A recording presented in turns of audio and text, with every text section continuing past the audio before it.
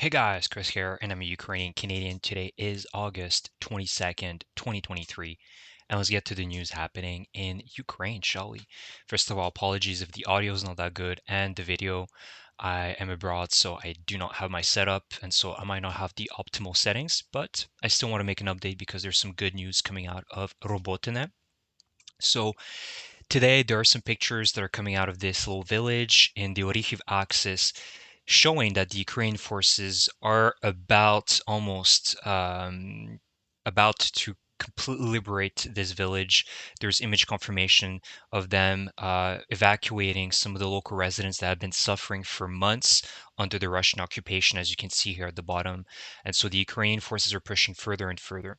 Now, again, after 2.5 months of fighting, I think it becomes clear that in terms of Ukraine successfully reaching the Azov Sea and cutting the land bridge is not going to happen this year. It's very unlikely. As much as I would love to see that, I don't think it's going to happen as Russia is really going to do everything possible to hold the line. And they're going to double down and continue pushing the reserves there. So I think that the best case scenario that we could expect as we approach winter around, early November, middle of November, time is that the Ukrainians somewhat are able to manage, are going to be able to reach Tokmak by that time, or best case scenario, liberated completely. That I think would be a very successful counteroffensive. Either way, I don't think it's a matter of success. We shouldn't be looking at villages that are taken as a measure of success. Ukraine is doing what they can based on what they have received. And again, they haven't received everything that was pledged. So there's also that factor that we need to take into account. And there's, as I've said multiple times, and many other experts have said, NATO would never have commit into an offensive if they didn't have everything they needed. And Ukraine did not have everything they needed to have a super successful offensive here. They don't get the F-16s in time, or any jet fighters for that matter. Just basic equipment like demining tanks or all the pledged tanks. So Ukraine is definitely fighting at disadvantage against a huge, big army. As much as we like to make fun of Russia, it is still a very mighty army, and we've seen the tolerance for the Russian soldiers for incompetence is quite high actually. So they're okay with dying for whatever reason. So there's a lot of things that are going against Ukraine, but I think it's good that we see that they're advancing slowly but surely. So I'll keep you guys updated again if we have any more news coming out of Orikhiv. Also, let's take a look at just the general map because I think that is also important. Let's take a look. So we have already talked about Orikhiv axis. Now, in terms of Velikonovosilka, there are no updates around here. So the Ukrainians have taken Robotyne, as you can see. They're pushing the Russians into Zaporizhia. You can actually see the deep state updated this section where the Russians are actually withdrawing. So it's very possible that the Ukrainians might take control of Zaporizhia very soon.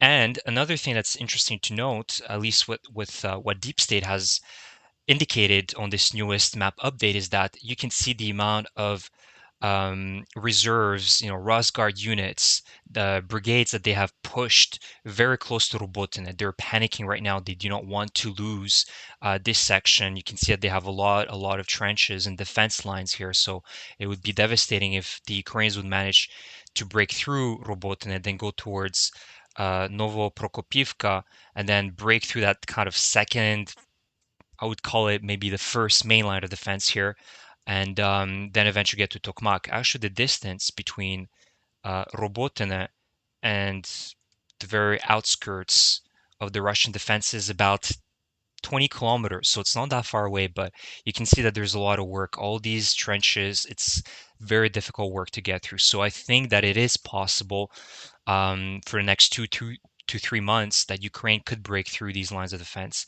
and maybe reach Tokmak. That is the best case scenario, but we see that it is very difficult. So it might not happen this year. The good news as well is that Ukraine is going to receive F-16s. Now, F-16s are not going to be the panacea that's going to solve this entire conflict, and Ukraine, as soon as they receive them, are going to be able to obliterate Russia. It's not going to be the case, but it's going to give yet another advantage to the Ukrainian forces to be able to fly these F-16s with perhaps different types of missiles are going to be given to Ukraine. that are going to accompany these jet fighters that are going to be able to utilize to destroy radar systems, and also long-range missiles are going to be able to even reach perhaps Crimea. So I think that there is some positive behind that. But Ukraine, unfortunately, it's still too early to tell when they're going to receive them exactly. It's reported that it's going to be around January, so we'll see. January or maybe early in 2025.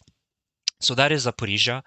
Let's get into Bakhmut. It's been a long time since I made a talk or update about Bakhmut.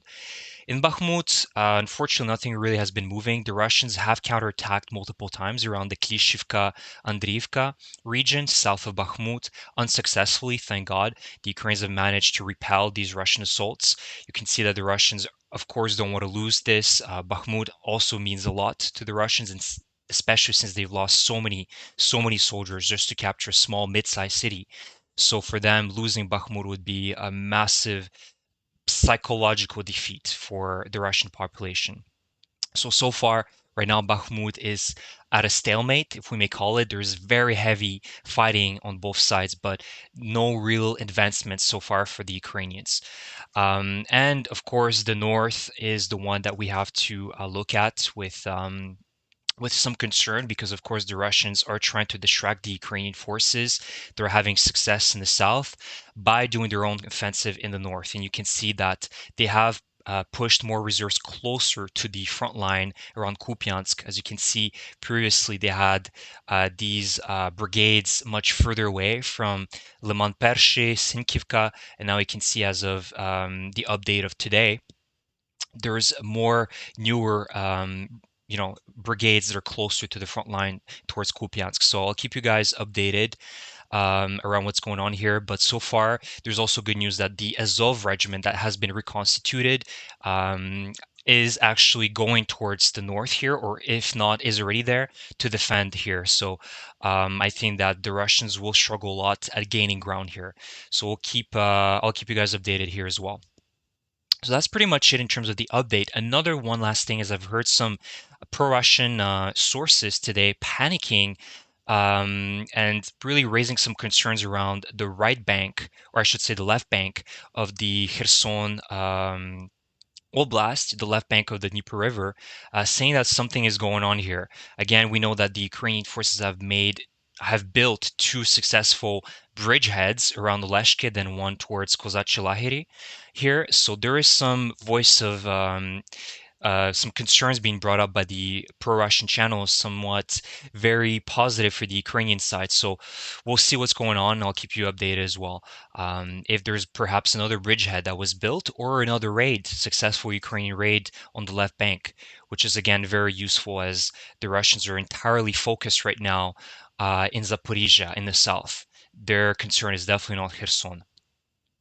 So that is the map update.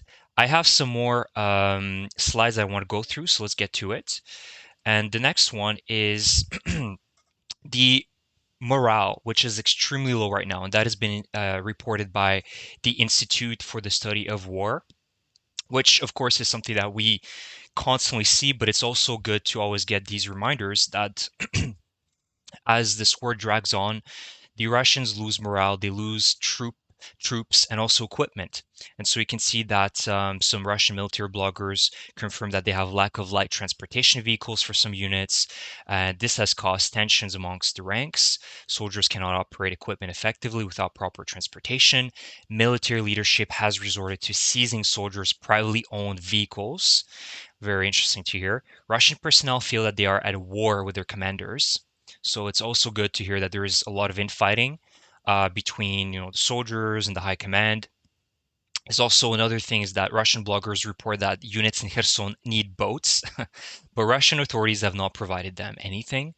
Bloggers and soldiers alike have complained about artillery shortages, as Alexander Khodakovsky, which I mentioned in my previous video, claimed that Russian frontline units lack adequate counter-battery resources and use outdated D-20 howitzers from basically World War II. And ongoing complaints from Russian personnel suggest that the Russian Defense Ministry is unwilling or unable to address persistent equipment shortages and problems with low morale. I think it's more of the latter. They're unable to address these issues because they just don't have the resources and the competence to do that. And here is a little picture actually I saw today. It's a video actually of Russian soldiers smoking weed. Not that it's anything terrible. I don't consider weed to be an extreme drug, but it shows you the how may you call it, the sort of needed um, organization, this discipline that does not exist, right? Soldiers should absolutely not be taking any drugs, substances during combat. And you can see them just smoking, marijuana off a can, which looks very, very sketchy. And actually, what was funny is that after this video, they were actually captured by the Ukrainian forces. And this is somewhere in Kherson. So this again shows that the morale is low. And as time goes on, this is only going to continue crumbling and crumbling. And so the Ukrainian strategy is clear, is to continue this exhaustion of Russian supplies and Russian morale. And we also need to understand that it's not going to go fast. This crumbling is a very, very slow death. And that, as I've mentioned, the Russian tolerance have a high tolerance for competence, and we have to assume that they're going to continue fighting no matter what, based on all the lies and the propaganda they have been fed by Putin and the consecutive governments. They are truly stuck in this propaganda, and they truly believe in it. So I think it's going to take a very, very long time for the Russian people to wake up, or at least some of the Russian people to wake up. Next is another successful attack on the Russian airbase. This time was the Shaikovka airbase in the Kaluga Oblast, which is about 250 kilometers from the Ukrainian border. So this is a second attack in recent days that the Ukrainian either forces or the Ukrainian intelligence have conducted. And so this article, what is interesting is that it mentions that the Ukraine's Defense Intelligence Directorate, the GUR, is taking credit for 2 drone attacks on Russian airbase over the past 3 days. So, of course, the first one is a picture I shared with you guys a few days ago of a Tu-22M3 strategic bomber burning, and someone took a picture of it burning. And that was at the Soltse 2 airbase. And now there's another report that the Shaikovka airbase was hit as well. And so what is interesting is that these were people that were recruited by the GUR that came from central Russia, and they did their work and went back to their base. And they've used a small little, quadrocopter drone that probably had a little ordnance, a little grenade that was attached to it, and they just dropped it. So of course, it's interesting to hear that there are some Russians that are working for the Ukrainian intelligence, and they're being recruited, and they're very willing to do this type of work. It would be interesting to know what their motivation is. Is it purely financial, or is it also because they really believe in getting rid of the Putin regime? We don't know, but either way, this is good because this means that there are some Russians that are willing to destabilize the Putin regime. And lastly is about Elon Musk. So if you guys don't know, Elon Musk does have a company called Starlink, and the Ukrainian forces are using Starlink, which is a satellite-based intranet that the Ukrainians are using right now to be able to fly their drones, conduct military operations, have live, communication connection with the ground troops. So it's an extremely important asset for the Ukrainian forces. But Elon Musk today, again, it's been reported multiple times that he's been considering to pull the plug on the Starlink system for the Ukrainian forces after a great conversation with Putin. And so, if you guys don't know, this is a great system. And Starlink has been a game changer, not only in Ukraine, but for even rural areas in the United States, Canada, throughout the world. People that never had access to internet now can have it because of this satellite connection. And so, as much as I love Starlink, I don't understand what happened to Elon Musk, because Elon Musk needs to just shut up and do his job at pushing his companies to make revenue. He doesn't have um, the wits or the intelligence to start playing this master geopolitician which he's trying to pull off right now. And so he's an information peasant. He doesn't understand geopolitics. He doesn't understand the history. And so I don't think he has the right to consider pulling the plug here. Let's also not forget that SpaceX, which he uses, his spaceships to fly these spaceships and then launch his satellites, is a U.S. government defense contractor. So it's extremely unlikely that he's going to do it. It's also, I think the possibilities that he has his hands tied with the Russian government somehow, right? Let's not forget that last year he bought Twitter, now called X. I don't know why he's so infatuated with the word X, but he bought Twitter at a very, very high price tag. And such a high price tag that he was actually considering to somehow find a way to get out of that deal. So who knows? Maybe he was funded privately through the Russian government or some other sources that we don't know of.